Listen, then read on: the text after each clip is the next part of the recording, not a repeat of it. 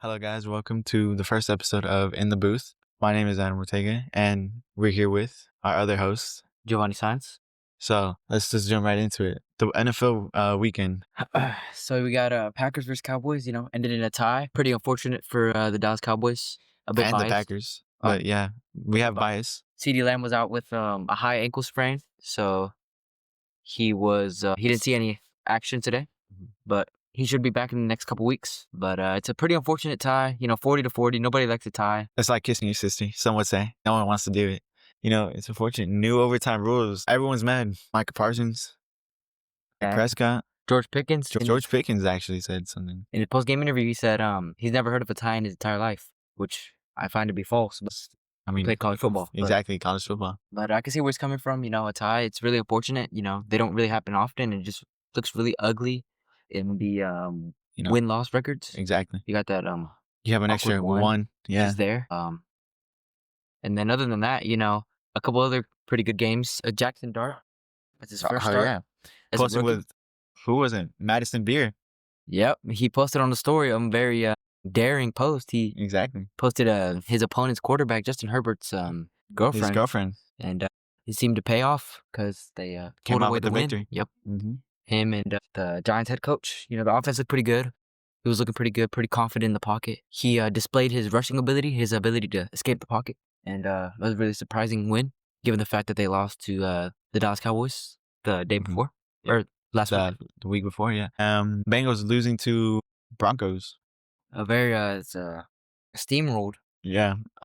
I might be biased here, but I'm kind of mad that the Bengals lost only because, Jamar Chase Brown, those are some of my players that I have, they're not really performing as well, with the absence of Joe Burrow and, a really bad turf toe. Yeah. And not the best defense.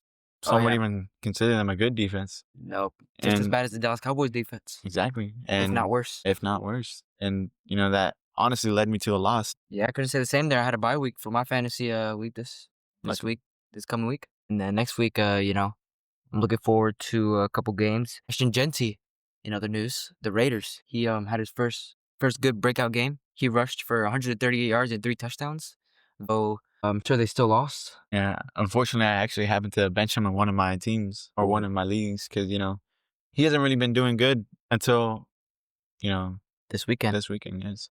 Or this past weekend, they still ended up losing to just short to the Chicago Bears.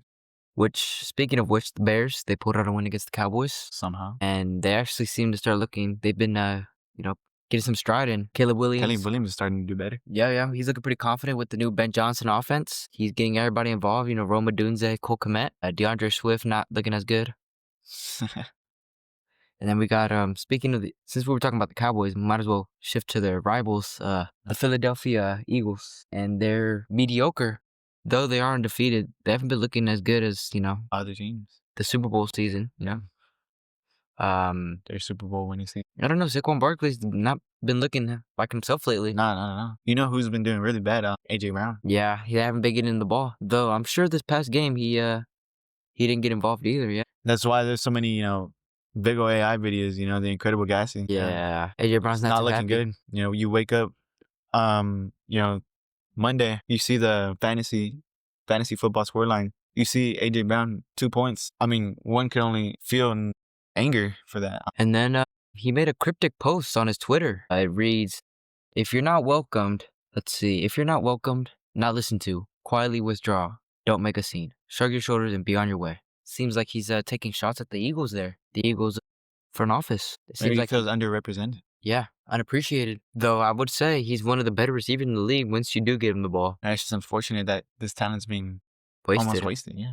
Especially when you got Jalen Hurts running the ball. But when you're 4-0, do you think the team would really listen? I don't think so. If it's not broke, don't fix it. They've gone through some pretty good competition, Unfortunately, you have to put the team over the individual. Yeah, it's always about team winnings. There's no I in team, that's what they like to say. Who was it that said there was an AM? I can't remember who exactly, but I do remember someone saying that. Speaking of other teams, the Colts have been really surprising this season. They actually have. And Daniel Jones, a comeback story. They did lose to the Rams, but they've been winning. They're 3-1 at the moment. They beat the Broncos? Yep, they did. I was not fully aware of that. Pretty surprising win, especially given that the Broncos are considered to have one of the better secondaries in the league, top 5 with the defensive player of the year, Patrick Surtain II, who won defensive player of the year last year, and they still managed to pull out the win against the Broncos just by a point. That was 2 weeks ago. They suffered a pretty unfortunate one-possession loss to the Los Angeles Rams, who are 3-1 as well. But Daniel Jones has been looking pretty promising. Matthew Stafford performed quite well. Puka Nacua, I have him in my fantasy. He's incredible, actually. 170 yards and a touchdown this past game, so I can't complain about him. Oh, I've actually taken a really good liking to Jonathan Taylor. Yeah, he's looking back to his old self, He's been rushing pretty good. And then speaking of wide receivers who've been performing good, Malik Neighbors suffered a very horrific, unfortunate ACL tear in the Giants game against the Chargers. Carted off the field. Pretty unfortunate for me. I had him on my fantasy team.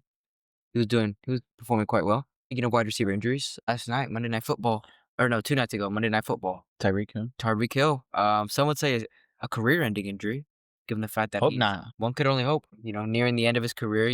Yeah. Broke his, dislocated his leg. You hate to see it. Pretty graphic. Nasty video. Yeah, very nasty. Some would say that was a hip drop tackle that needs to be addressed by the NFL. Others might not feel the same. But, what was really weird, Adam, was the fact that he looked happy when he was getting carted off the field. He, pumped his fist and was smiling. Do you have any thoughts about that? I say it's a little, I wouldn't say disrespectful, but, given the state that the Dolphins are in right now, I'm not saying I wouldn't be too mad, but I'm not sure I would want to be related with such incident, such negative, score lines. Yeah, the performances of Tua Tagovailoa. Some might call him Tua turn the ball over. A couple of nicknames he picked up from always throwing interceptions, and obviously, his injuries, his concussions, and his refusal to wear a Guardian cap. And yeah.